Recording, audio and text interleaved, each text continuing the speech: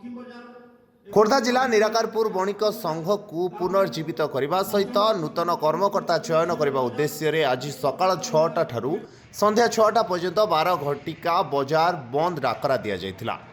एही संघटी 1995 मसीह चालू रही समय एही किछि वर्ष तले यार संपादकों देहांत घटीथिला। सेबेठारू संघ एक प्रकार स्थाणु पलटि जाइथिला। याकू उज्जीवित करी रखिबा पई आज बंद डाकरा दिया जाइथिला।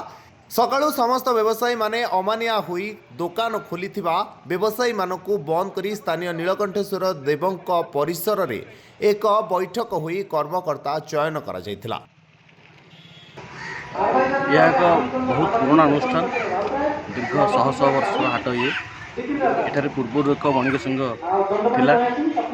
एई 2-3 वर्ष हो बणिक संघर संपादक देहांत पर यह एक प्रकार इनएक्टिव हो जाए।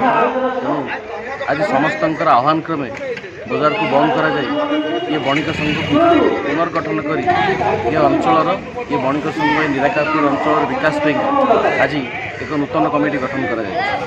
एक्चुअली आम बणिक संघर संपादक देहांत फल से बणिक संघ आमर अचल अवस्था रही बर्तमान डकाई बणिक को नूतन कर्मकर्ता चयन करा